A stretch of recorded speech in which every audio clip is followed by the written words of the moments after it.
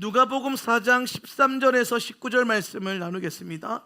누가복음 4장 13절에서 19절입니다. 우리 한 절씩, 제가 한 절, 여러분이 한 절 교독합니다. 제가 먼저 읽습니다.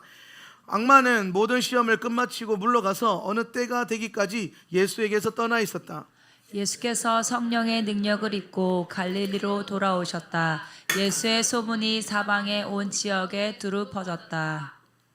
그는 유대 사람의 여러 회당에서 가르치셨으며 모든 사람에게서 영광을 받으셨다. 예수께서는 자기가 자라나신 나사렛에 오셔서 늘 하시던 대로 안식일에 회당에 들어가셨다.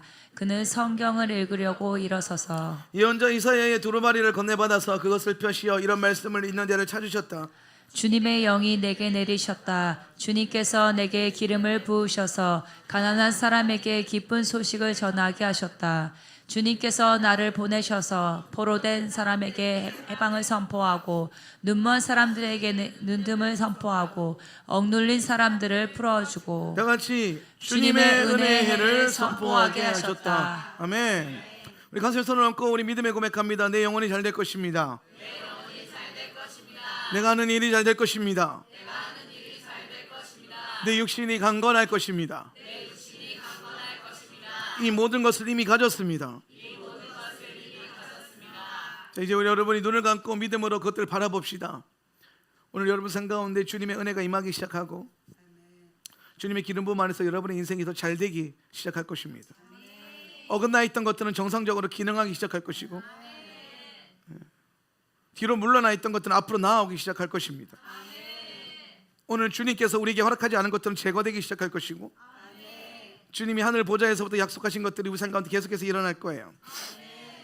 오늘 하늘에서부터 내려오는 것들을 받기 시작할 것이고 우리는 이 땅에서 이 땅을 누리는 것이 아니라 하나님의 나라를 계속해서 누려갈 것입니다. 예, 주님 그 일들이 계속해서 일어나게 하십시오. 우리 주 예수 그리스도 이름으로 기도합니다. 우리 옆에 있는 분들 인사합시다. 당신은 이미 다 가졌습니다. 네. 자, 오늘 리더스데이를 맞이해서 사람들을 영적 묶임에서 자유케 하라.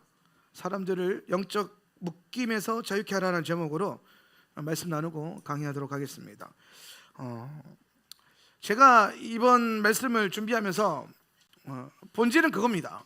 우리가 사람들을 어떻게 자유케 할 것인가, 사람들을 어떻게 회복시키고 사람들을 어떻게 세울 것인가. 여러분, 교회가 가지고 있는 가장 궁극적인 목적은 사람을 세우는 겁니다. 예. 어떤 분들은 이렇게 말할 수 있어요. 사람을 섬기는 게 아니라 하나님을 섬겨야죠. 여러분, 하나님을 섬기려면 사람이 섬겨져야 됩니다. 이게 무슨 말이냐면 우리는 하나님을 찬양하고 예배하는 존재로 이곳에 부름받았는데 그게 정상적으로 가동되지 않고 역기능이 일어나고 문제가 생기고 제대로 진행되지 않게 되는 해방하는 영들과 묶임과 저주와 여러 가지 어려움들이 있다라는 겁니다. 오늘 그것이 여러분 삶 가운데 어떠한 작용으로 일어나는지는 알 수는 없으나 우리가 하나님의 뜻대로 온전히 순종되어지고 온전히 하나님의 목적대로 섬기는 것에서부터 이게 제대로 되려면은 사람들이 회복이 돼야 돼요. 우리가 분명히 인정해야 될 건 뭐냐면 우리는 뭔가 문제가 있다는 거죠. 그냥 일단 인정하고 보는 겁니다. 왜냐하면은 우리가 깨어 있을수록 우리 안에 주님이 우리에게 요구하시는 그 그리스도 안에서의 완전함이라고 하는 프랑스와 페넬롱이라고 하는 거장이 있어요. 영적인 거장인데 프랑스와 페넬롱, 그러니까 프랑스 분이에요. 근데 그분이 쓴 아주 유명한 책이 하나 있는데 그리스도인의 완전이라는 책이 있어요. 그리스도인의 완전, 고전인데 그 책이 참 중요한 게 뭐냐면 모든 성도들은 그리스도의 완전함에 이르도록 계속해서 도전해야 된다는 겁니다. 우리는 그리스도의 장성한 분량에 이르러야 되죠.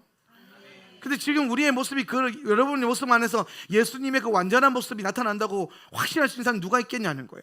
아마 이것은 우리의 평생의 씨름이고 또 우리가 어느 부분까지 일정하게 계속해서 씨름하고 나아가야 될 부분인데, 근데 그렇게 나아가는 과정 안에서 하나님 우리 안에서 무슨 역사를 일으키냐면은 우리 안에 망가져 있는 영역들을 고치기 시작하시고 병들어 있는 것들을 치유하시기 시작하시고 오늘 내 안에 내 상관도 있는 문제를 해결하기 시작하신다라는 거예요. 목적이 뭐냐면 하나님을 잘 섬기게 하려고.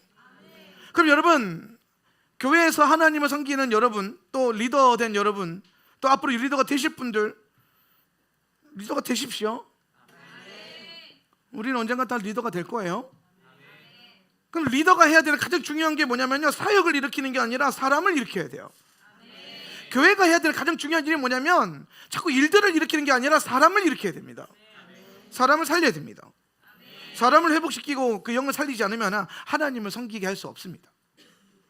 하나님을 진짜 잘 섬기기 위해서, 우리가 하나님을 정말 잘 섬기기 위해서 우리는 사람들에게 관심을 둬야 되고, 그 사람들이 영 안에서 일어나고 회복되어지고 살아나는 역사를 봐야 됩니다.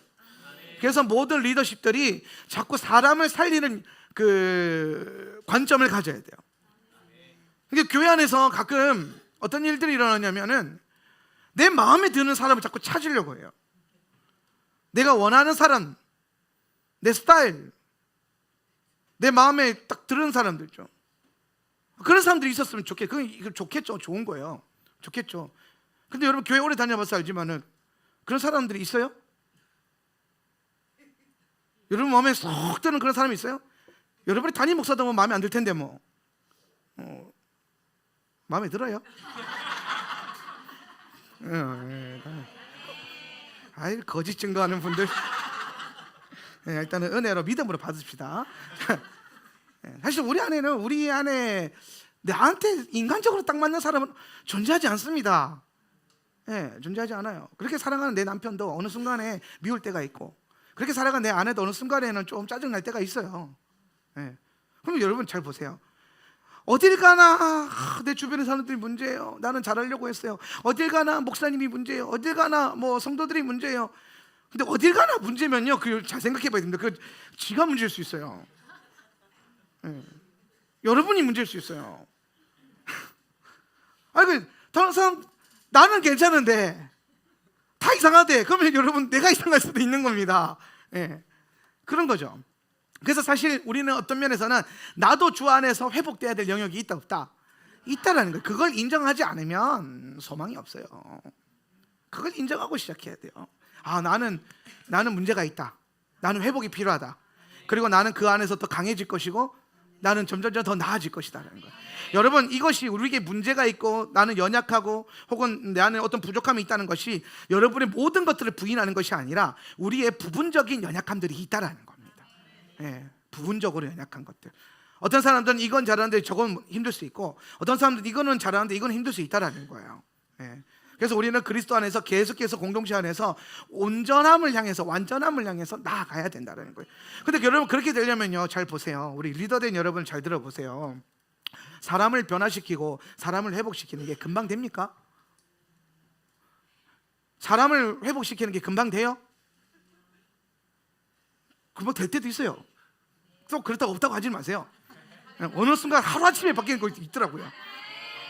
근데 대부분 오래 걸려요. 대부분 오래 걸려요.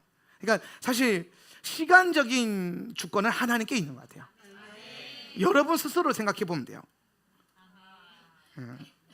하루아침에 바뀌었습니까?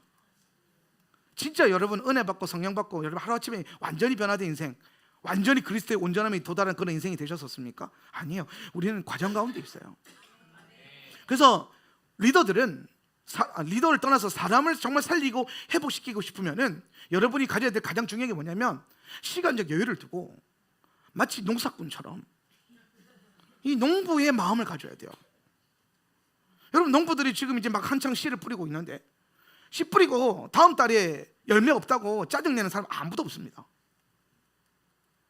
농부들은요 씨를 뿌려놓고 정말 미약하게 자란 새싹이지만 그걸 보고 기대감을 가져요. 이게 막 자라는데 뭔가 열매가 없어. 열매가 없을 수 있죠. 열매가 맺히는 때가 있다는 걸 농부들은 알아요. 그래서 한여름에 아무런 열매가 없고 뭐 봄에 씨 뿌리자마자 아무런 일들이 안 일어나도 농부들은 걱정하지 않습니다. 왜? 열매가 맺어지는 때가 있다는 것을 알고 있기 때문이에요. 그래서 농부들은 그 때를 계속 기다리는 거예요. 근데 여기에 믿음의 원리가 있어요. 분명히 저 나무에는 아무런 열매가 없어요. 분명히 저 나무에는 어떠한 역사도 안 일어나고 있는데 농부들은 믿음이 있어요. 뭐냐? 가을이 되면 반드시 열매가 맺힌다는 거예요. 그래서 텅 비어있는 나무인데 그 텅 비어있는 나무를 바라보면서 열매를 보고 있다는 겁니다. 봄에도 열매를 보고 여름에도 열매를 봐요. 그리고 가을이 되면 진짜 열매가 어떻게 돼요? 나타나요. 그리고 겨울에 아무것도 없는 앙상한 가지가 남은 나무를 보면서도 다음 해에 맺혀질 열매를 농부들은 믿음으로 볼 수 있습니다. 근데 그들이 보는 게 여러분 실제예요, 가상이에요? 실제예요. 왜? 그들의 믿음 안에서. 단지 시간적 차이가 있을 뿐이에요. 여러분 그러면 잘 보세요. 교회가 해야 될 가장 중요한 목표는 사람을 회복시키고 살리는 겁니다. 사람을 변화시키는 거죠. 그래서 우리는 반드시 어떤 믿음을 가져야 되냐면 모든 사람은 따라해, 모든 사람은 예수 그리스도 안에서 반드시 바뀐다. 할렐루야. 한 번 더 따라합시다. 유튜브 예배 드시면 나오면 채팅창 치세요. 나도 예수 그리스도 안에서 반드시 변화된다. 내 인생은 반드시 바뀐다. 내 가정은 반드시 바뀐다. 할렐루야. 여러분이 봄을 지나가고 있든 겨울을 지나가고 있든 여름을 지나가고 있든 내 눈에 아무 증거 아니 보여도 농부의 마음을 갖고 가을이 되면 반드시 열매가 맺혀지는 것을 믿고 삶을 살아가는 것처럼 오늘 여러분 눈앞에 여러분이 섬기는 사람들, 우리 교우들, 형제 자매들이 아무런 변화가 없고 기도 겁나 있는데도 아무런 그냥 요지부동 그냥 인생은 안 바뀌어, 사람은 고쳐 쓰는 게 아니야, 이런 세상적인 소리가 내 귀에 맹맹맹맹 돈다 할지라도, 원수의 속상임이 맹맹맹 돈다 할지라도 오늘 믿음을, 열매가 반드시 맺혀진다는 믿음을 갖고 농부들이 빈 나무를 바라보는 것처럼 아무런 변화가 없는 사람을 향해서 여러분이 바라봐야 될 건 뭐냐면 저 인생도 바뀐다. 예수 안에서 이 인생도 반드시 바뀐다. 반드시 살아난다. 반드시 열매 맺는다. 왜? 그게 예수님이 원하신 뜻이니까. 예수 만나면 반드시 그렇게 되니까. 그리고 내가 그렇게 계속해서 농부의 마음으로 기도할 거니까. 농부의 마음으로 사람들을 회복시켜 갈 거니까. 오늘 여러분 안에 그 선한 마음이 있어야 된다는 겁니다. 열매를 바라봐야 돼요. 이게 믿음이에요. 겨울을 어떻게 지나갑니까? 그 믿음으로 지나가는 거예요. 봄에 씨 뿌리고 못으로 버티냐? 그 믿음으로 버텨가는 거예요. 여러분 인생에 가을만 있는 거 아니에요. 내 인생에 좋은 날만 있는 거 아닙니다. 근데 그 좋은 날이 반드시 온다라는 거예요. 열매 맺는 순간이 반드시 온다라는 거예요. 그 누가 열매를 못 맺어요? 봄에, 여름에, 겨울에 아무런 열매 없다고 나무 잘라버린 사람, 나무 뽑아버린 사람, 그 사람들은 가을이 됐을 때 열매를 못 벗습니다. 여러분 우리 인생, 여러분이 섬기는 성도들, 여러분이 지금 품고 있는, 잉태하고 있는 영혼들도 마찬가지예요. 지금 여러분의 시간이 가을이 아직 안 왔을 뿐이에요. 아직 여러분이 겨울을 지나갈 수도 있고 봄을 지나갈 수도 있고 아직 그냥 그 때가 안 왔을 뿐이에요. 다만 우리가 분명히 보는 건 뭐냐면 시간은 흐르게 돼 있고 주님의 계절은 반드시 온다라는 거죠. 그리고 그 계절이 오면 반드시 열매는 어떻게 된다? 맺힌다. 반드시 사람들은 뭐가 된다? 변화된다라는 거예요. 그래서 여러분 여기 이 자리에 있는 모든 분들 그런 마인드로 그리스도의 몸과 교회와 성도들과 여러분이 마주하는 모든 영혼들을 섬기십시오. 해를 안 됐던 사람이 난데 이걸 제일 몰랐던 사람이 저예요. 목회하는데 잘 안 되는 것 같은 거예요. 여러분이 봐도 내가 열심히 일을 하잖아요. 놀지는 않잖아요. 예전에 그랬었어요. 우리 송미 집사님이 나한테 우리 박정희 목사랑 나랑 이게 식사하는데 정희 목사한테 그러더라고. 우리 송 집사님이 우리 목사님 데리고 좀 놀러 좀 다녀달라고. 놀 줄을 모른대. 그냥 밤새도록 목회만 하고 기도만 하고 믿음의 선한 눈으로 보니까 그런 것만 보이는 거예요. 근데 내가 생각해도 난 열심히 하는데 뭔가 변화가 안 일어나는 거예요. 사람들이 변화가 안 일어나고 열매가 안 맺혀지고 뭔가 교회적으로 부흥이 안 일어나는 것 같은 거예요. 그래서 왜 그럴까? 왜 그럴까? 그래서 제가 그다음부터 뭘 하기 시작했냐면은 안 되는 이유를 찾기 시작했어요. 저 집사님 저래서 안 돼. 우리 교회는 윤가 이 한복판에 3층에 있어서 될 일이 아니다 교회가. 그래서 실제로 어떠한 해에는 3년 차인가 2년 차인가 때 그때는 사라 목사라 막 예배당 옮기려고. 예배당 우리가 부흥이 안 되는 이유는 예배당이 문제다, 환경이 문제야. 막 밑에 막 단란주점이 있고 막 그런데 막 교회 성도들이 오겠나? 왔잖아요. 근데 안 되는 이유를 찾으려 하니까 별별 거 다 찾습니다. 뭐 환경이 안 좋아서 그렇고, 내가 안 좋다는 생각 단 한 번도 한 적이 없어요. 나는 괜찮은데, 나는 다 잘하는데 여러분이 문제야. 막 그러면서 시간을 지나오는데 아무런 역사가 안 일어나는 거예요. 왜? 당연히 역사가 일어나죠. 하나님은 오늘 우리의 마음밭을 기경하기 전까지는 아무런 역사를 안 일으키시는 거예요. 우리가 믿음의 선한 마음을 갖고 믿음의 분량을 안 가지면 아무런 역사는 안 일어나요. 제가 오늘 이번 그 성격통도 가면서 복음서 읽는 가운데 계속 제 마음에 놓게 했던 게 뭐냐면, 예수님이 뭔가 기적을 일으키실 때마다 꼭 우리한테 뭘 찾으세요? 믿음을 찾으세요. 그죠? 되게 웃긴 건, 막 흙으로 침을 빨리 해가지고 그 더러운 걸 발랐단 말이에요. 그럼 책임져야 될 거 아니에요. 근데 바르면서 뭐라고 하면 네 믿음대로 될지 알아. 바르지를 말든가 그러면. 만나는 족족 주님은요 딱 하나 찾아요. 네가 그래 믿음이 있느냐? 그래서 심지어 예수님이 기뻐했던 게 그거예요. 내가 이만한 믿음을 본 적이 없다. 내가 이스라엘에서 이런 믿음을 본 적이 없다. 그래서 예수님은 참 믿는 자를 좋아하고 믿음이 우리 안에 있기를 원하고, 주님이 뭔가 일을 하시기 전에도 항상 우리 안에 하나님의 일이 나타나는 것보다 그 이전에 내가 그 믿음을 갖는 걸 더 중요하게 보는 거예요. 여러분, 그러면 자, 우리는 사람들을 놓고 씨름하고 있습니다. 여러분은 계속 그걸 해야 돼요. 한 영혼을 살리고 한 영혼을 일으키고 구원하기 위해서, 구원하기 위해서 우리는 계속해서 마음에서 애끓는 마음으로 해야 되는데, 근데 중요한 거는 주님 막 기도하면 섬기는데 진짜 여러분 안에 냉정하게 그 영혼이 살아날 것에 대한 진짜 믿음이 있느냐? 하나님 뭘 하신다고요? 하나님의 일을 일으키는 게 중요하지 않아요. 하나님한테는, 예수님한테는 그게 중요한 게 아니라 지금 우리가 그 믿음이 있느냐는 이걸 보는 거예요. 그럼 여러분, 여기서 우리가 믿음만 생기면, 우리가 가지고 있는 이 불신만 버려버리면, 정말 여러분이 그 영혼에 대한 믿음이 생기고 사람이 살아날 것에 대한 믿음이 생기고 내 인생이 변화될 것에 대한 믿음이 생긴다면, 여러분, 주님이 무슨 일을 하고 계시다는 걸 이거 안 봐도 됩니다. 그 믿음대로 될지라.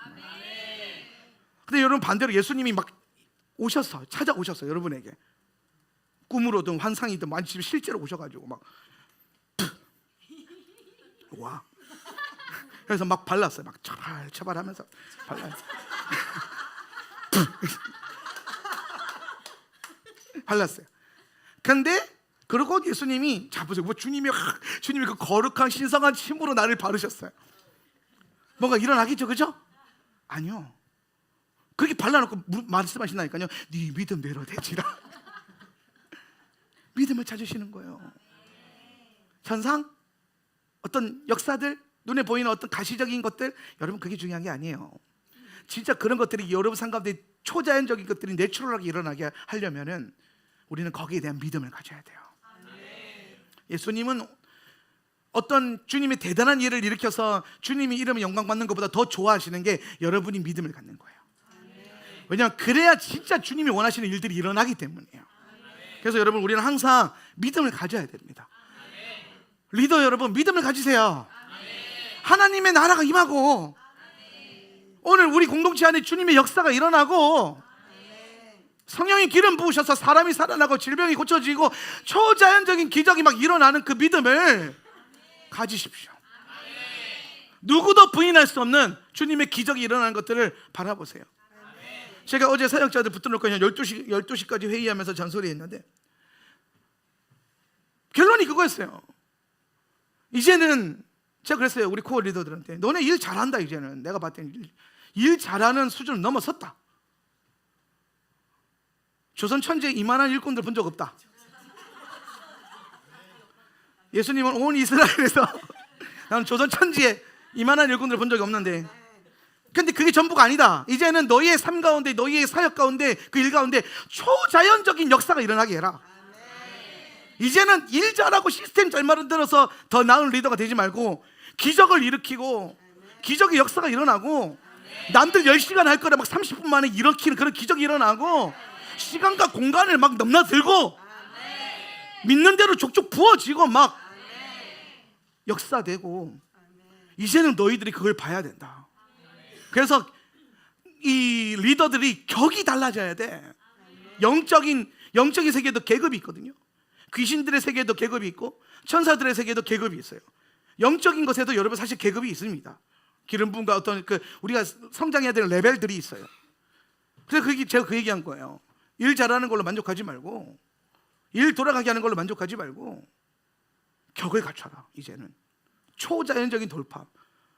막 우리 전도사들이 손을 얹는데 막 병자들이 일어나고, 막 기도하는데 막 하나님 예언이 임하여서 막 인생이 변화되고, 귀신은 눈만 마주쳤는데 어쩌다 마주친 그 보고 그냥 도망가고,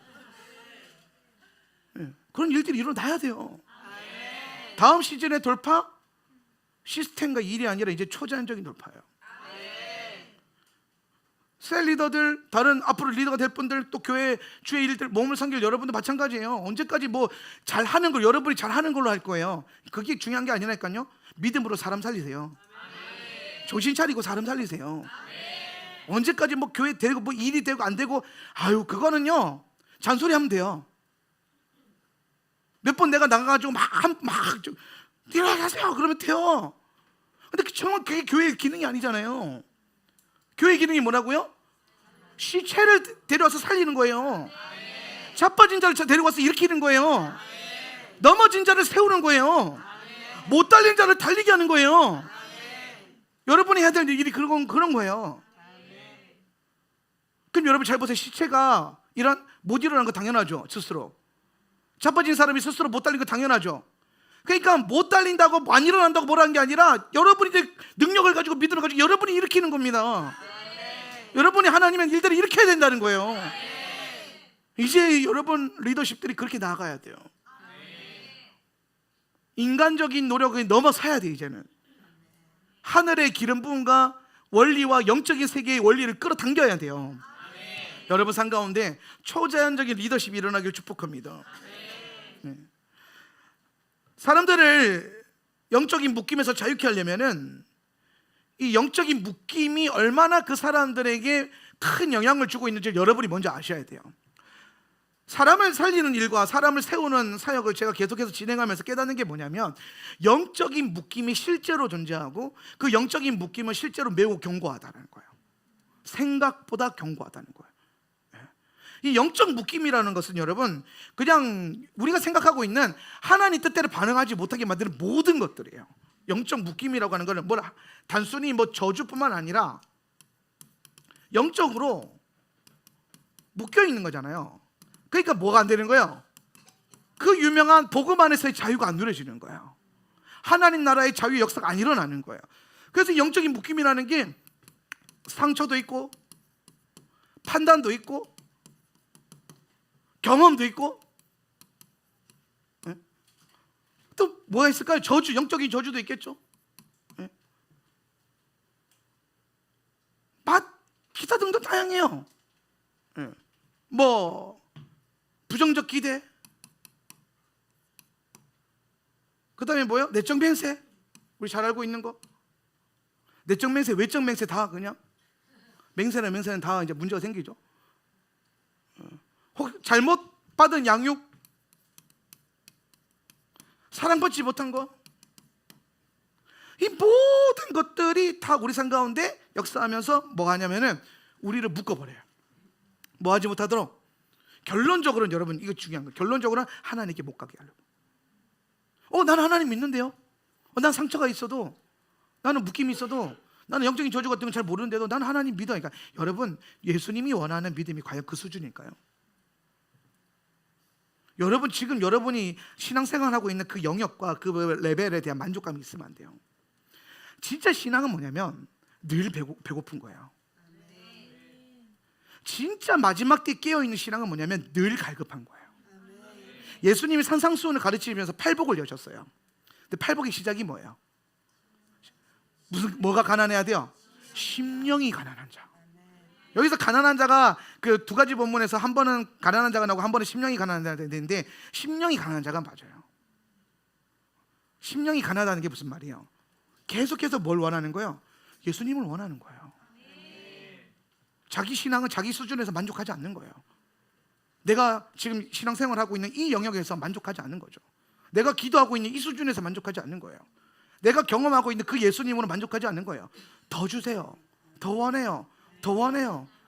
마치 10대 아이들처럼 먹었는데 반드시 돌아져서 또 배고파야 하는 것처럼.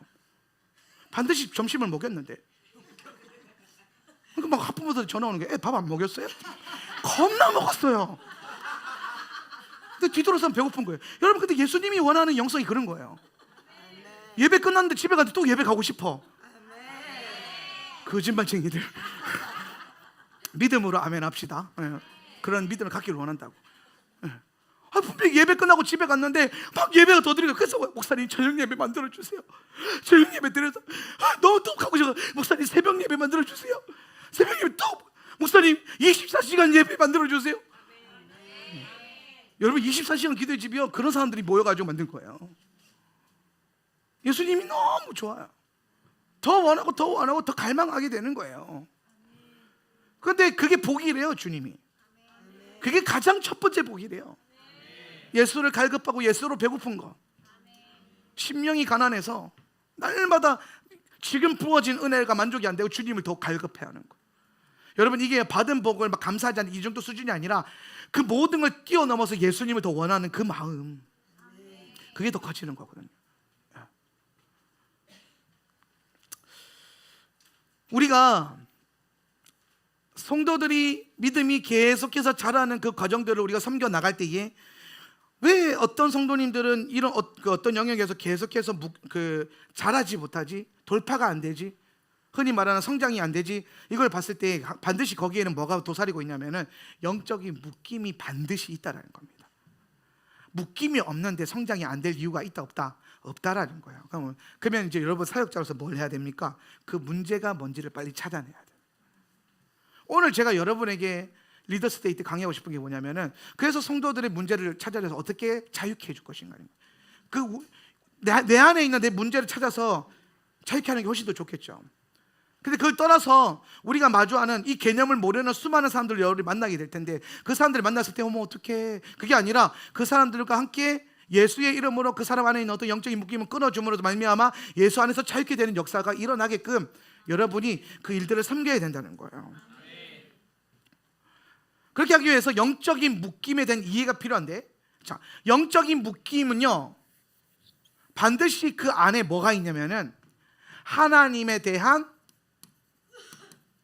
오해가 생겨요. 모든 영적인 묶임에는 하나님에 대한 오해가 반드시 동반됩니다. 이게 무슨 말이냐면은, 하나님에 대한 오해가 안 생기면 상처받을 일이 없어요. 판단할 일이 없어요.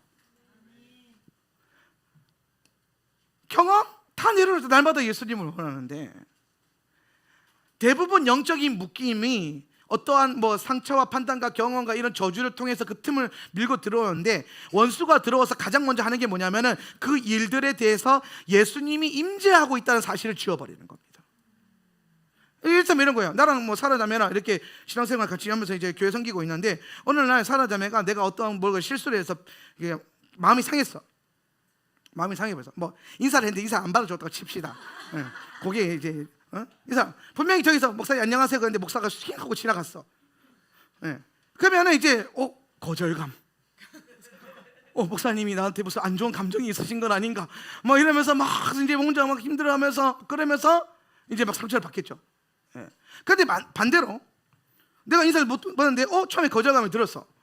그런데 예수님 앞에 가져가는 거야. 보겠어. 예수님 보셨죠? 목사님이 나를 그냥 쌩깠어요.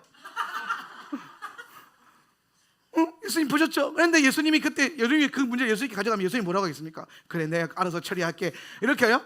아니요. 그분이 보면 아니야 뭔가 슬픈 사연이 있었을 거야. 아니면 목사님 뭔가를 못 받겠지. 아니야 그럴 리가 없어. 보고도 인사를 안 해줄 이유가 없잖아. 정신 나간 놈도 아니고. 그렇게 예수님이 오해를 풀어줄 거란 말이에요. 네. 여러분, 사실 여러분이 마주하는 모든 문제와 상처는요, 여러분이 그 순간에 예수님이 함께 하신다는 사실만 인지하고 있어도 상처가 될 일이 없습니다. 심지어 누군가가 고의적으로 여러분을 넘어뜨리려고 다가온다 할지라도 그 순간에 예수님이 여러분과 함께하고 있다는 사실을 인지하고 있으면요, 그 여러분을 고의적으로 넘어뜨려온 그 일들에 대해서도 주님은 오히려 그것을 통해서 시험이 아니라 연단으로 바꾸셔가지고 여러분을 더 강하게 하고 견고하게 만들 거예요.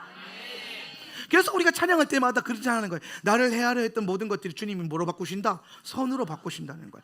여러분, 근데 주님은 선으로 바꾸고 있는데 내가 그걸 못 보면은 그 일들이 일어나지 않아요.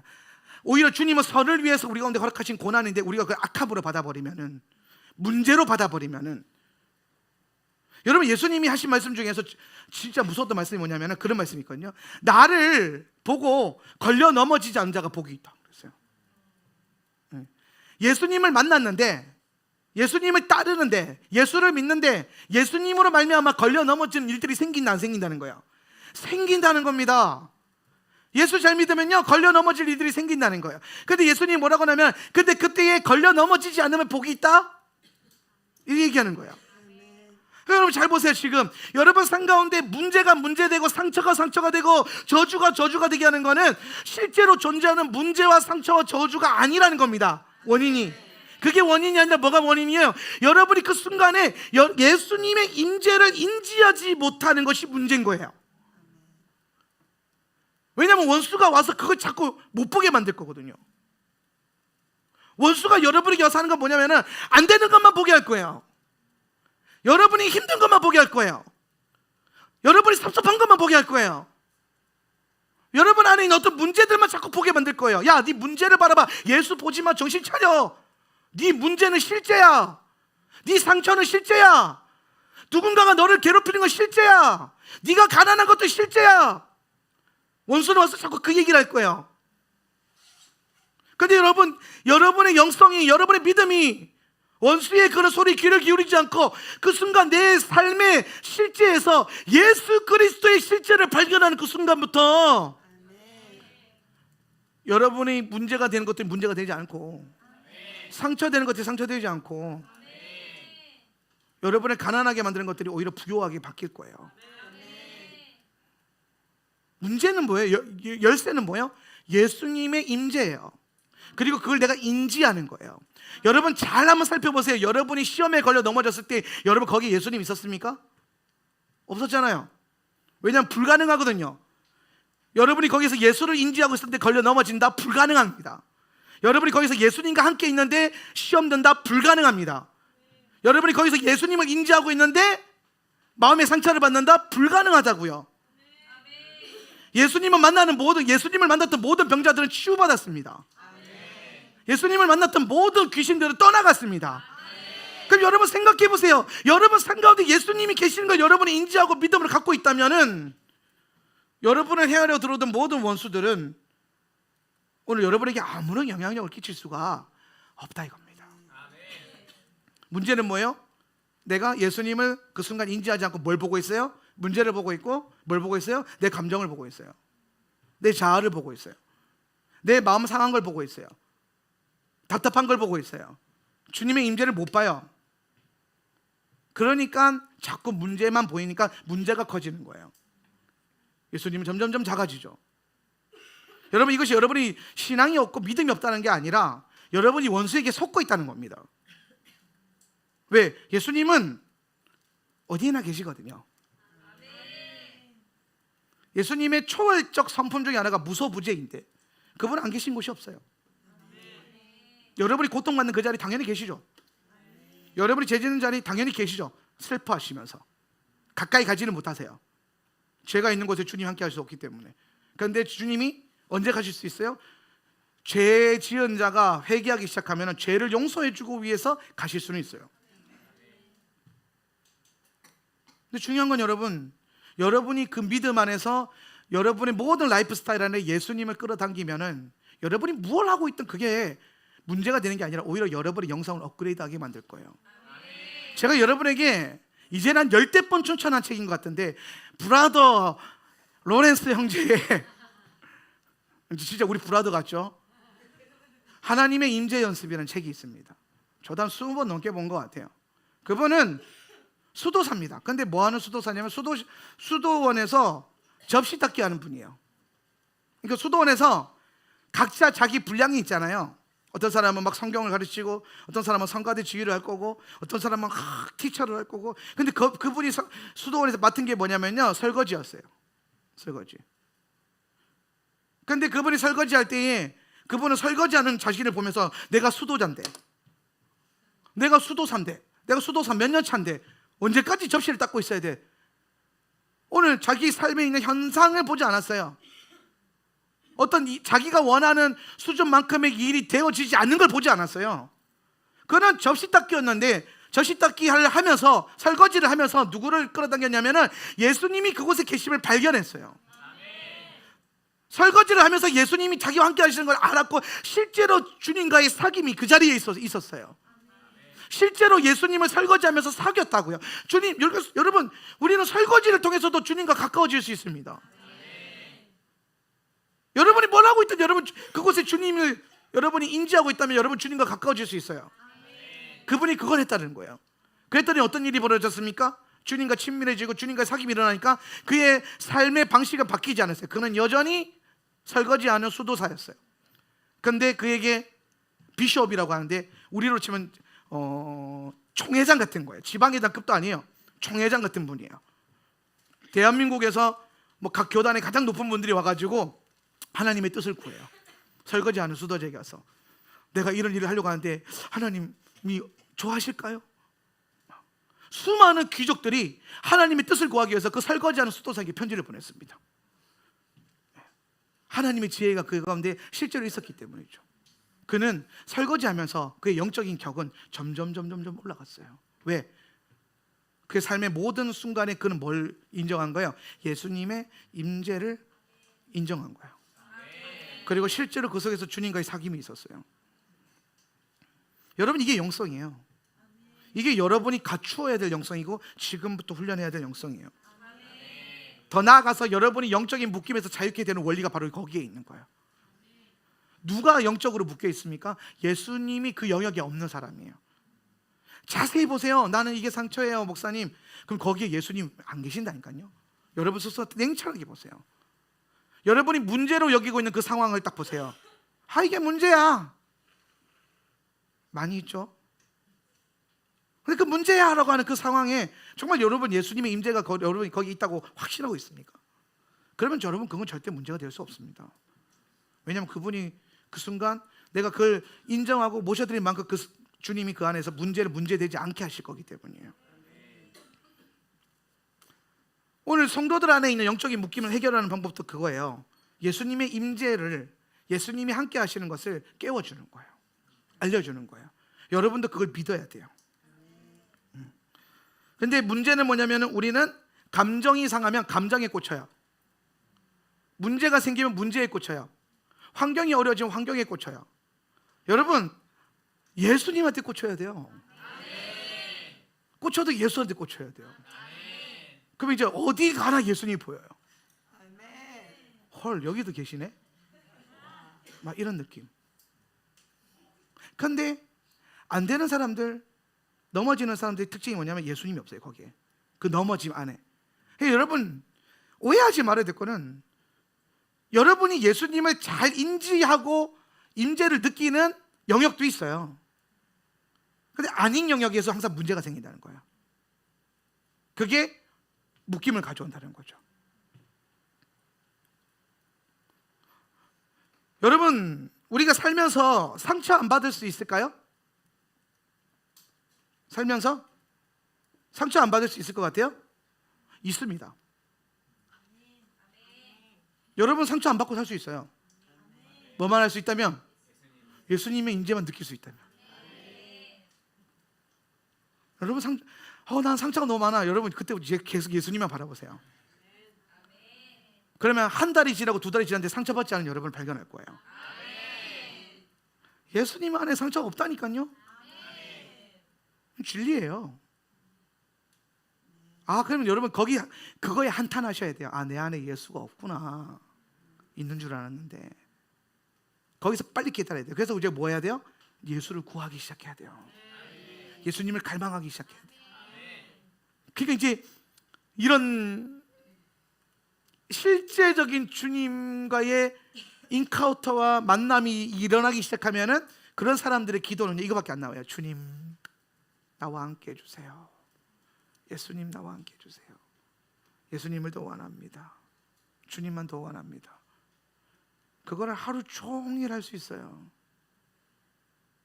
예수님을 하루 종일 원할 수 있어요. 저는요, 한 몇 년 된 것 같은데 몇 년 전부터 하나님 앞에 기도할 때 뭔가를 구하는 기도를 단 한 번도 드려본 적이 없어요. 일단 제 인지상에는 없어요. 제 개인적인 필요를 위해서 구하기 위해서 기도했던 적이 없어요. 이상하게 어느 순간부터 앉아서 기도하기 시작하면 자꾸 내가 기도하는 거는 방언 기도 아니면은 예수님의 임재였어요. 주님을 더 원한다고. 왜냐하면 제가 한 가지 깨달은 게 있어요. 왜냐하면 예수님만 계시면 뭐든지 일어나요. 예수님만 계시면 내가 원했던 그 모든 것들이 저절로 정렬이 일어나요. 그러니까 뭘 현상과 문제를 두고 해결해 달라고 기도할 필요가 없어요. 우리 부모님들 여러분 자녀를 위해서 기도 많이 하잖아요. 잘 되게 해달라고, 원하는 대학 가게 해달라고, 원하는 직장과 원하는 인생 살게 해달라고. 여러분 그거 기도 백날 해봤자 소용없어요. 그 기도 하지 마세요. 하나만 기도하세요. 예수님, 내 아들이 예수님을 찾게 해주세요. 내 자녀가 예수님을 계속 생각하게 해주세요. 그리고 예수님, 그 아이 인생에서 떠나지 마십시오. 여러분의 기도로 예수님을 그 아이 인생에 붙들어 매놓는 거예요. 그러면 알아서 잘 갑니다. 이걸 경험을 해봐야 돼요. 예수 안에 능력이 있음을 보고 그걸 실제적으로 여러분이 밀어붙이기 시작해야 돼요. 원수가, 마귀가 가장 많이 사용하는 게 뭐냐면 그 엄청난 예수님의 임재의 능력을 못 보게 하려고 가려버리는 거예요. 그래서 뭐에 꽂히게 만든다고요? 내 감정, 상황, 그리고 우리가 늘 말하는 거 팩트, 이런 거, 그리고 내가 경험한 이런 거, 지식 같은 거, 거기에 딱 꽂혀요. 여러분 예수님을 자꾸 생각해야 돼요. 자나 깨나 예수님만 생각해야 돼요. 그러면 여러분 안에 있는 모든 묶임과 문제들은요 저절로 해방돼요. 원수가 그걸 아니까 자꾸 예수님을 못 보게 만드는 거예요. 그러면 어떻게 되냐? 예수님이 안 보이면요, 예수님의 임재와 주권을 인식하지 못하면은 우리가 부분적인 불신앙 상태로 들어가 버려요. 이게 얼마나 무서우냐면 거기 안에 굳어진 마음이 딱 세워지게 되는데, 그 굳어진 마음이 세워지는 그 영역이 세워지면 뭐냐, 어떤 일이 벌어지냐면은 그 일이 벌어질 때마다 예수님 생각 안 나요. 그런 분들 있죠. 예를 들어서 뭐 부모님과 관계가 안 좋다, 뭐 예를 들어서 원가족과의 관계가 안 좋다. 그러면은 원가족 앞에만 서면은 예수님이 꺼져요. 인지 상태에서 오프. 예수님 오프. 뭐만 보여요? 내가 그토록 원망하는 내 엄마만 보이고 내 아빠만 보여요. 예수님이 안 보여요. 근데 분명히 기도 많이 했어. 분명히 노력도 했어요. 근데 앞에만 딱 서면 갑자기 오프가 딱 일어나요. 이게 여러분이 원수에게 그거에 동의해 준 결과예요. 그래서 여러분 거기서 여러분 해야 될 가장 중요한 거는 참았어야 되는데, 싸우지 않았어야 되는데, 내가 좀 더 참을 거, 이게 아니에요. 여러분이 그걸로 접근하고 있다면 또 실패하고 있는 거예요. 그거는 무조건 실패하게 되겠습니다. 여러분이 참는다고 해결될 일이 아니거든요. 이거 완전 원수가 갖고 노는 장난감이에요.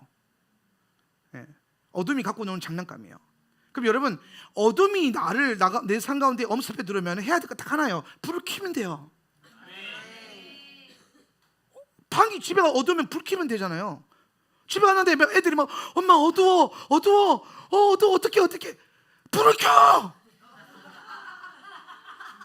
집에 형광등이 없니 뭐가 없니, 불을 켜. 똑같아요. 원수가 여러분 삶 가운데 숨막히게 만드는 그 모든 환경과 어려움과 관계 안에서 어떻게 해야 돼 뭐 불을 켜라고요. 예수님을 생각하라고요. 예수님 임재해 주세요. 예수님 오늘 우리 교회 가운데 임재해 주세요. 여러분이 뭔가 원하는 게 있어요? 예수님 거기에 예수님 임해주세요. 여러분 가정 안에 어떤 변화가 필요해요? 예수님 내 가정에 임해주세요. 어떤 관계 안에 은혜가 필요해요? 예수님 거기에 임해주세요. 그리고 가서 계속 예수님을 붙드세요. 예수님을 불을 켜세요. 그럼 원수가 계속 끌려고 할 거예요. 그럼 다시 켜세요. 괜찮아요. 자꾸 껐다 켰다 해도 돼요. 그 약간 사이키한 느낌이 들긴 하겠는데 괜찮아요. 그래도 언젠가 대낮같이 화난 날이 올 거예요. 그래서 우리가 그런 찬양을 믿음으로 하는 거야. 다시 밤이 없겠고 햇빛도 쓸 때 없을 거야. 원수가 아예 나를 넘나들 수 없는 그런 시즌이 또 반드시 온다는 겁니다. 그래서 지금 우리는 우리 삶에 있는 지금의 어둠을 향해서 또 괴로워할 필요가 없는 거예요. 언젠간 밤이 없는 시즌이 온다. 그래서 여러분 우리는 상처 안 받을 수도 있어요. 불을 켜면 돼요. Jesus turn on.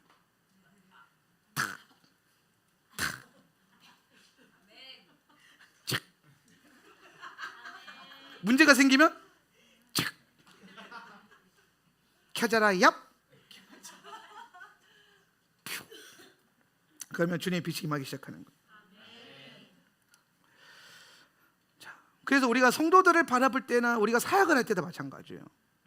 그 사람들이 혹은 여러분이 마주하는 모든 사람들이 뭔가 영적으로 자라지 않고 성장하지 않고 더디는 어떤 모습들을 보여줄 때 그것에 대해서 현상을 보고 실망할 필요가 없어요. 여러분이 봐야 될 건 뭐냐면 저 사람에게 뭐가 필요하다? 예수가 필요하구나. 그래서 여러분 우리의 그 성도들을 자유케 하는 원리의 가장 첫 번째 스텝이 뭐냐면은 예수님이 그 사람들의 문제 안에 예수님이 계시다는 것을 인지시켜 주는 거예요. 예수님이 계시다는 거. 그게 인지가 안 되면 여러분이 암만 축사하고 치우기도 해도 당장은 되는 것 같아 보여도 결국엔 안 돼요. 왜? 예수님이 안 계시니까. 그러니까 여러분 어떤 은사적인 것으로 뭔가를 해결하려고 하면 안 돼요. 원리를 알아야 돼요. 원리를 알면 은사는 그냥 부리듯이 일어나요. 네. 뭔가 은사 사역자로서 일어나는 게 아니라 하나님의 원리가 작동하기 시작하고 하나님의 나라의 원리가 작동하기 시작하면 그에 따라서 은사와 열매와 부흥의 불길들은 부릴 듯이 그냥 일어나는 거예요. 그 원리가 뭐라고요? 예수님이 그곳에 함께 하시다는 걸 인지시켜 주는 거예요. 자, 그러면 잘 봅시다. 영적인 묶임에 있는 성도들이 있어요. 그러면 여러분이 가서 가장 먼저 할 수 있는 첫 번째 스텝이 뭐냐면은 하나님과의 관계를 풀어주는 거예요. 하나님과의 관계. 자, 우리가 아까 영적인 묶임이 있으면 반드시 뭘 동반하고 있다 그랬어요? 하나님과의 오해가 있다는 게 하나님과의 오해. 하나님과의 오해가 있어요. 오해가 있으면 어떻게 해야 돼요? 오해는 풀어야 되죠. 그죠? 오해가 있으면 풀어야 돼요. 이 오해라는 게 뭐냐면 대부분 예를 들어서 내가 상처를 받았다고 칩시다. 그 상처를 받았으면은 그 상처가 자리 잡는 이유가 뭐냐면은 그 상처 입는 가운데 예수님이 계셨다는 사실을 인지를 못하고 있는 거예요. 스스로가. 자, 여러분이 만약에 어떤 문제에서 상처를 받았는데 내가 갖고 있는 어떤 상처가 있어요. 그럼 여러분 지금 바로 해보셔도 되는데 오늘 눈을 감고 예수님 내가 그 상처받은 그 자리에 어디 계셨나요? 물었을 때에 예수님 무소부지 하시다 그랬죠. 여러분 그 순간 예수님 계셨어요. 그래서 내가 너와 함께 있었다는 것들을 여러분에게 보여주실 거예요. 예수님이 그곳에 계셨다는 것을. 그리고 예수님이 그곳에서 가만히 계신 게 아니라 여러분을 위해서 뭔가 하고 있었다는 것을. 그러니까 내가 오해했던 건 뭐냐면 내가 이렇게 힘들 때 예수님 어디 계셨냐 이거였거든요. 근데 기도해 보니까 거기 계셨대. 그럼 오해할 일이 있어요 없어요? 있었구나. 몰랐네. 몰랐던 거예요. 왜 몰랐어요? 원수가 가리고 있는 거예요. 원수가 못 보게 하는 거예요. 예수님이 계신데 다른 게 보이는 거죠. 다른 거에 자꾸 집중시키는 거예요. 그래서 여러분이 모든 내담자들이나 만나는 모든 상담가 성도들 가운데 어떤 묶임이 발견되면 그건 반드시 하나님이 그 가운데 함께 계시다는 것을 일깨워줘야 돼요. 여기가 출발이에요. 그럼 여러분, 하나님이 그분과 함께 계셨다는 것을 일깨워 주려면은, 하나님과의 관계가 풀리려면은 이 사람이랑 하나님이랑 뭐가 돼야 돼요? 지금 서로 소통이 돼야겠죠, 그죠? 그러면 여러분, 이 사람이 하나님과 소통이 되게 하기 위해서 우리가 하는 게 뭐예요? 기도잖아요. 무슨 기도? 듣는 기도죠. 듣는 기도. 들려야 될 거 아닙니까? 오해를 풀려면. 하나님 어디 계셨어요? 내가 그때 고통받는데 어디 계셨어요? 그러니까 안 들려, 아무것도 안 들리는데요. 그러면 해결이 안 된다는 겁니다. 네. 이걸요, 신학적 이론으로, 복음적인 이론으로 암만 설명해줘도 본인이 예수님께 직접 듣지 못하고 본인이 예수님을 경험하지 못하면 이게 해결이 안 됩니다. 그래서 뭐부터 해야 되냐면은, 이 사람과 하나님과의 관계를 풀어주기 위해서 하나님과 연결점을 다시 연결시켜줘야 돼. 그게 확신할 수 있는 게 뭐냐면 하나님 음성 듣기예요. 하나님의 음성이 들리는지 안 들리는지. 그래서 우리가 가장 먼저 할 수 있는 게 뭐냐면, 나는 사실 이런 문제가 있어요. 난 부모님 때 이런 상처를 받은 게 있어요. 그러면은 요청을 하는 거예요. 우리 예수님께, 내가 부모님께 상처받는 그 순간에 예수님 어디 계셨는지 물어봅시다 라고 해서 기도할 수 있는 시간을 주면 되겠죠. 그럼 그 사람이 물어보겠죠, 속으로. 예수님, 내가 힘들고 괴로울 때 어디 계셨나요? 내가 부모님께 상처받고 있을 때 어디 계셨나요? 이렇게 물어보겠죠. 네. 그럼 물어봤을 때 오늘 그 사람이 뭐라고 확 듣고, 딱 보면 알잖아요, 듣고 있는지 안 듣고 있는지. 근데 확 듣고 있는데 뭐 아무 느낌이 없어. 그러면 그 물어봐야죠. 예수님 음성이 들리고 있나니까 안 들리는데요, 뭐라고 하는지 모르겠어요. 그럼 여러분, 이걸 해결해 줘야 돼요. 이거를. 그래서 우리가 다시 기도를 하는 거예요. 뭐 어떻게 기도해야 될까요? 음성이 안 들리는데 어떻게 기도할까요? 음성이 왜 안 들릴까요? 능력이 없어서? 은사가 없어서? 하나님 음성 듣기 누가 하는 거예요? 예, 하나님 자녀는 다 되는 거예요. 내 양은 내 음성을 듣는다는 거예요. 하나님 믿는 사람은 하나님 자녀는 다 음성이 들려요. 그죠? 이거 은사가 아니에요. 이거 관계예요. 이거는 하나님과 내가 예수를 믿는 그 순간부터 내 안에 일어난 하나님의 실제란 말이에요. 그런데 안 들린데, 그럼 뭐가 있냐, 그죠? 뭔가 이 소통 가운데 문제가 있는 거겠죠, 그죠? 그럼 이게 문제가 뭐냐, 뭔가 해방하는 게 있겠죠, 그죠? 가로막고 있는 것들, 이거를 뭐 해야 되는 거예요? 제거를 해야 되는 거예요. 그래서 여러분이 이때 이제 요걸 제거하는 기도를 하는 거예요. 그래서 하나님, 이 사람이 하나님의 음성을 듣지 못하게 만드는 어떤 것이 있다면 제거해 주십시오.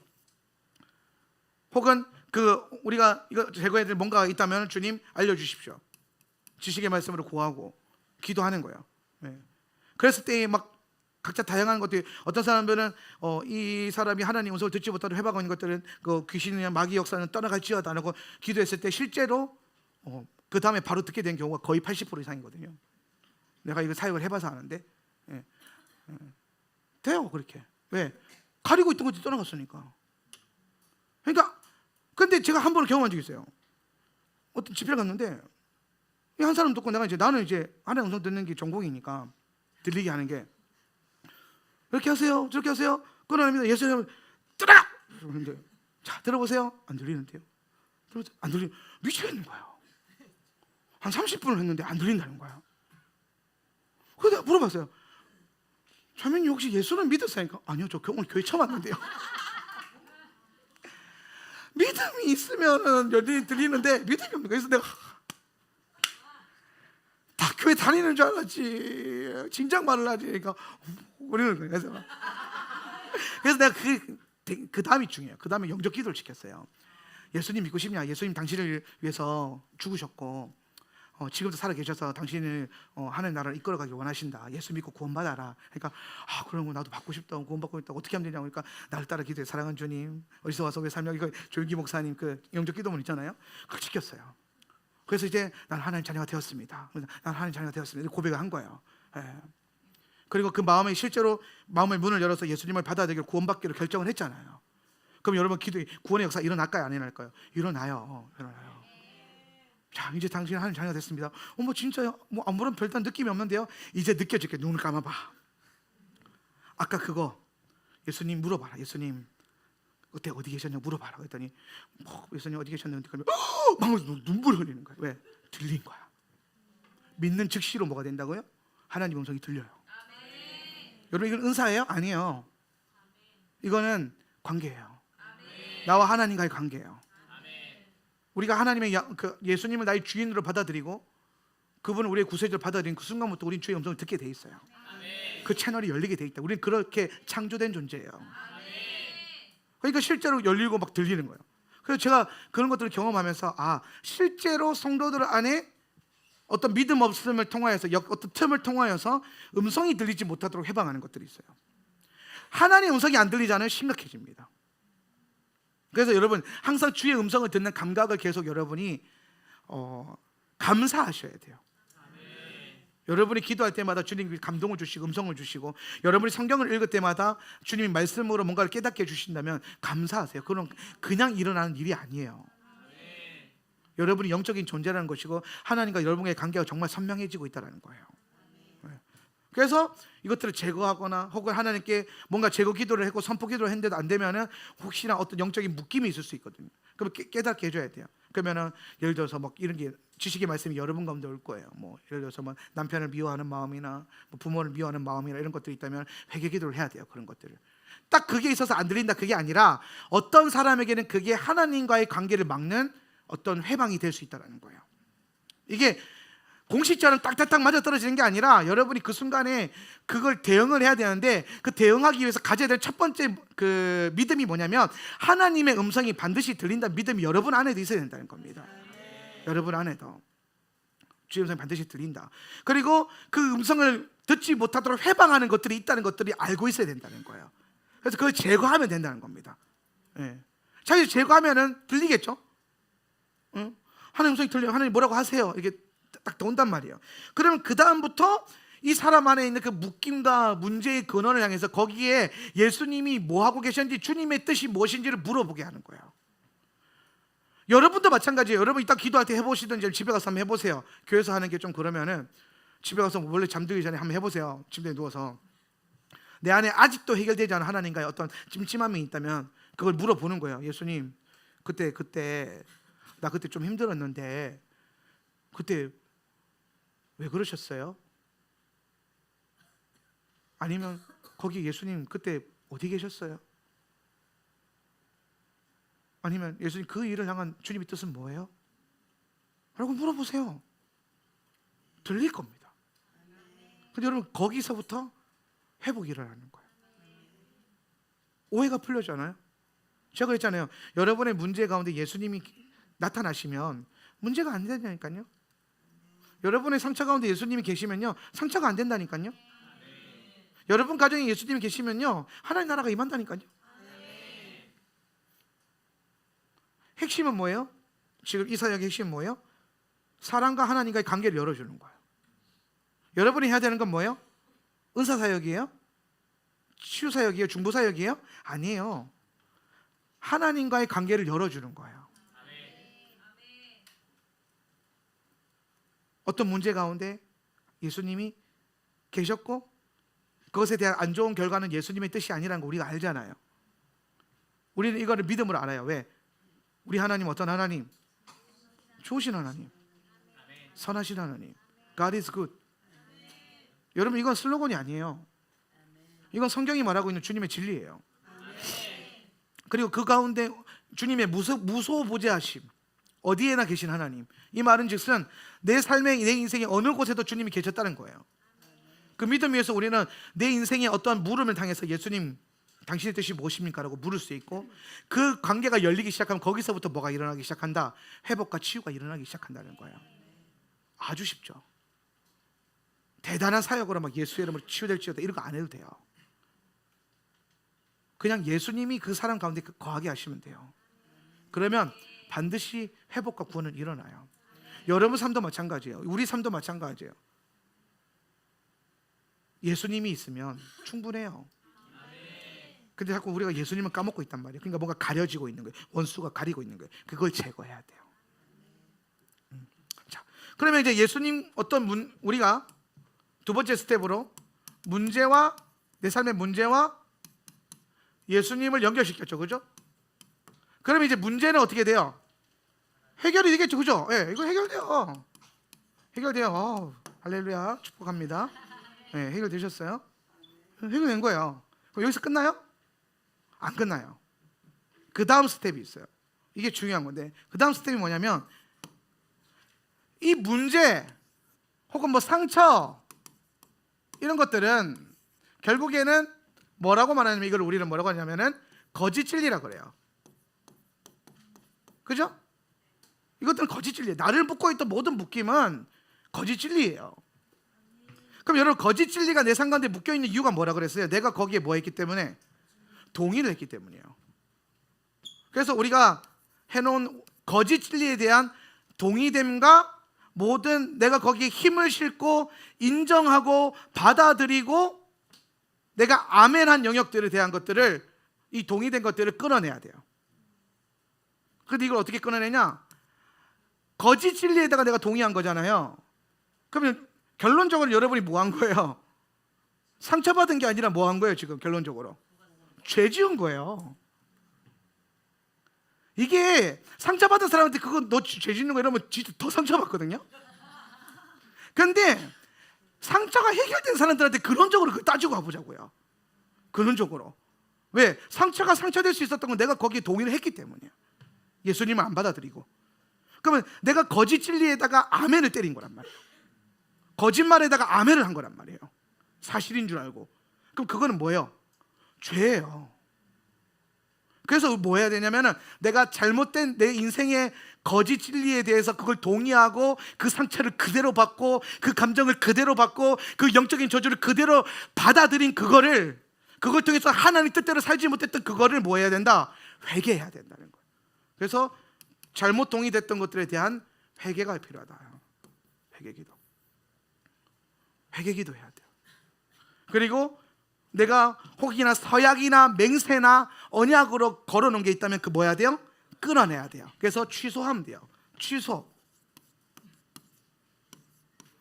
취소합니다. 이거 효과 없는 것 같죠? 효과 있어요.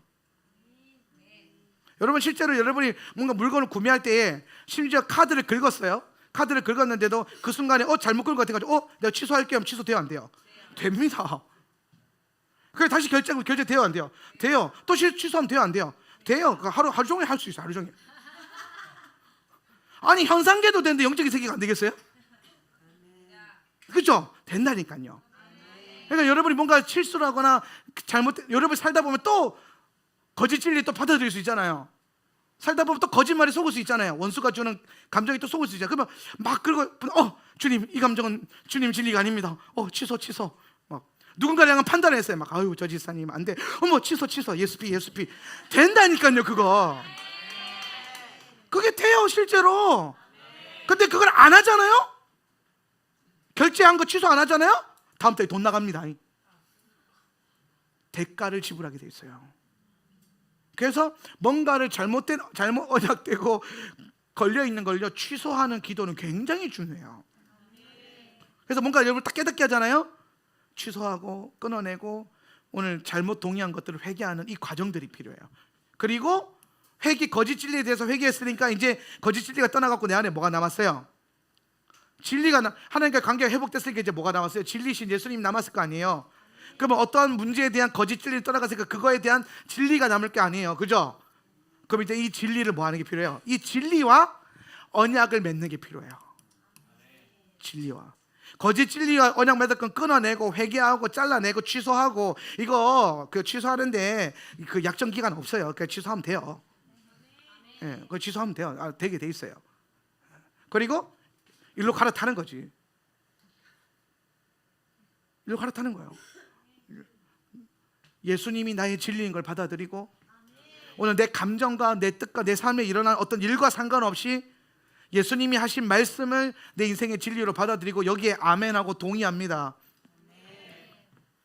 내가 그동안 오해했던 모든 것들을 내려놓고 오늘 그 일을 향한 주님의 뜻을 내가 인정하고 환영합니다 라고 기도하고 여기에 동의하기 시작하는 기도가 필요한 거예요. 진리에 대한 선포. 그리고 이 안에서 여러분이 이제 살아가면 되는 거예요. 그렇게 되면 이제 최종적으로 실제적으로 여러분을 묶고 있거나 여러분 앞에 있는 사람들이 그 묶임들이 다 끊어지는 거예요. 그러면 그 영역에서 이제 어떤 일이 일어나냐? 하나님 나라가 임하기 시작하고 영적인 진보가 일어나고 영적인 성장이 일어나는 거예요. 그게 뭐입니까? 사람들을 영적인 묶임에서 자유케 하는 원리예요. 가장 좋은 건 이걸 여러분이 하지 않고 스스로 하면 제일 좋죠. 근데 인지가 없고 영적인 영이 잠들거나 하면, 우리가 영이 잠든다는 개념을 이미 알고 있잖아요. 영이 잠들고 있을 때 영적인 기능을 할 수가 없잖아요. 그러니까 영적인 반응이 돼요, 안 돼요? 안 돼요. 영이 잠들면. 여러분 스스로가 영이 잠드는 걸 아는데 여러분의 그 영이 잠들어 있는 그 무기력함과 무력감에 또 밥을 주면요, 그것도 죄예요, 나중에. 그러니까 진짜 건강한 영성은 뭐냐면 툭툭 터는 거예요. 그리고 할 일 하는 겁니다. 그리고 하나님 나를 바라보는 거예요. 제가 며칠 전에 한 목사님이랑 통화를 했는데, 요새 목사님들이랑 얘기를 많이 해요. 근데 그 교회 좀 이제 좋은 일을, 부흥회를 하고 너무 은혜롭게 끝난 거예요, 집회가. 그런데 이제 막 안 좋은 일이 막 들어닥치기 시작한 거예요. 그래서 힘들어서 나한테 전화가 온 거예요. 이런 일이 생겼는데 어떻게 하면 좋아요? 근데 내가 봤을 때는 겉으로 보기엔 안 좋은 일인데 영으로 보면 너무 좋은 일인 거예요. 목사님, 하나님이 목사님 교회를 부흥시키고 복 주려고 지금 그릇을 준비시키네요. 괜찮은 겁니다. 괜찮은 거예요. 네. 하나님이 부흥의 때에 준비시키신다고. 사람들을 먼저 준비시킨다. 그리고 그 하나님의 축복과 은혜를 받을 만한 그릇이 안 되는 사람들 하나님이 알아서 정리하신다. 오히려 그게 감사하게 될 거라고. 그러면서 제 얘기를 해줬어요. 제가 목회를 하면서 3번의 어려움을 통과하면서 제가 이거를 대응하는 방법 안에서 굉장히 많은 걸 배웠는데, 처음에 제가 목회를 하면서 좀 힘든 일이 생겼을 때에 처음에는 어떻게 했냐면, 사람들이 원하는 수준으로 일을 했어요. 그러니까 문제가 있어 막 해결하려고 하고 막 사람 통로를 막 단돌이 하려고 하고 막 교회 나간 사람들과 막 연결하고 있어 막 고민하고 막 저렇게 하면 안 되는데 막 이런 생각을 했거든요, 처음에는. 그러니까 너무 힘들었어요. 그러다가 이제 또 잠잠해지고 어느 순간 또 교회가 잘 되다가 또 힘든 일이 생겼을 때 두 번째 단계는요, 그걸 안 하고 뭘 했냐면 하나님이 조금 나아졌어요. 막 사람들을 막 쫓아다니는 게 아니라 사람들을 그냥 다 쫓아내고 끊어내고 하나님만 바라봤어요. 인간관계 다 끊어내고 예수 그리스도는 오직 예수밖에 소망이 없다 그러면서 주님만 바라봤어요. 그런데 그것도 사실 문제예요. 왜? 내가 섬기라고 붙여주신 사람들 내가 끊어낸 거잖아요. 오해한 거죠. 근데 오해를 하는 거야. 첫 번째 오해보다 수준이 나아졌지만 여전히 오해를 하고 있는 거죠. 근데 재작년에 교회적인 어려움이 일어났을 때 제가 그때 뭐 했냐면요, 딱 하나 있어요. 하던 거 했어요. 그냥 예배 드렸고, 예배 시간에 맞춰서 나와서 예배 드렸고, 예배 섬겼고, 토라포션 늘 하던 대로 설교했고, 내가 하나님이 하라고 하는 일들을 그냥 하기 시작했어요. 그냥 하던 대로 한 거예요. 왜? 최종 단계에서 내가 이게 최종 단계인지는 모르겠지만 적어도 제가 그때 발견한 건 뭐냐면 예수님이 함께 하신다는 거였어요. 그래서 그걸 어떻게 확인했냐면은, 분명히 교회적으로 어려운데 예배만 오면 예배는 그렇게 좋은 거예요. 막 기름 부으면 철철 부은, 난 그게 이해가 안 됐어요.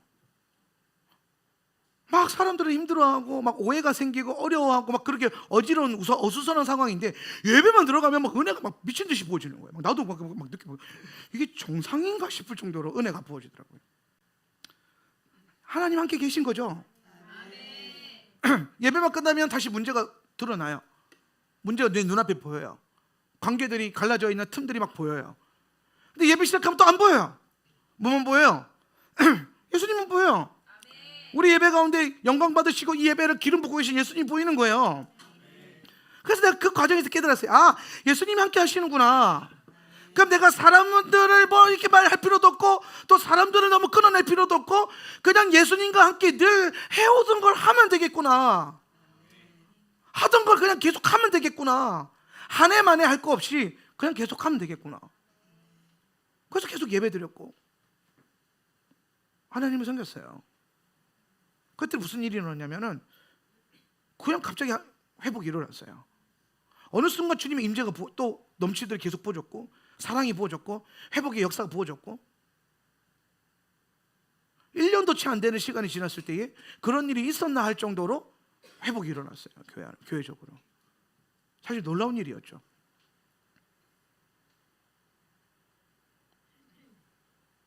우리 안에 그냥 그 일이 일어난 거예요. 왜? 우리가 뭘 인정하기 시작했냐면, 저는 뭘 인정하기 시작했냐면 그 순간에 예수님이 우리와 함께 하신다는 그것만 바라봤어요. 그럼 여러분, 그게 예수님이 주의 임재가 우리 가운데 떠나지 않으면은 뭐가 문제가 되겠습니까? 아무것도 문제가 되지 않습니다. 주의 임재가 우리 가운데 함께 있다면 여러분 아무것도 문제되는 게 아니에요. 그게 진리죠. 우리는 지금도 어쩌면 수많은 존재하지 않는 거짓 진리와 비진리에다가 동의하고 있을지도 몰라요. 실제가 아닌 것들을 향해서 단순히 그게 현상이라는 이유로, 단순히 그게 내가 느껴지는 내 감정이라는 이유로, 단순히 그게 내 마음을 어렵게 했던 어떤 일이라고 하는 이유만으로 거기에다 그게 실제라고 받아들이고 있을지도 몰라요. 근데 그게 실제가 아니고 그 모든 과정 안에 지금도 이 순간에 예수님이 나와 함께 하시고 예수님의 임재가 실제라는 걸 깨닫기 시작하면은 문제가 안 돼요. 그 원리를 여러분이 아셔야 돼요. 그리고 여러분이 마주하는 모든 사람들을 그 진리 안에서 자유하게 만들어줘야 돼요.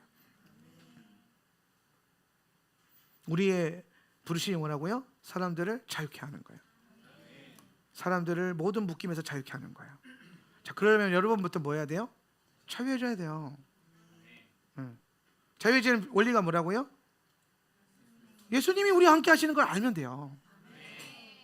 이거 아까 1, 2, 3 과정 가운데 내가 사역하는 거 설명한 거 원리는 하나예요. 예수님 함께 계셔. 이게 되면요, 이거 다 안 해도 돼요. 거기서 끝나는 거예요, 관계가. 근데 이런 체계적인 관계를 통해서 우리가 풀어갈 수 있다는 거지.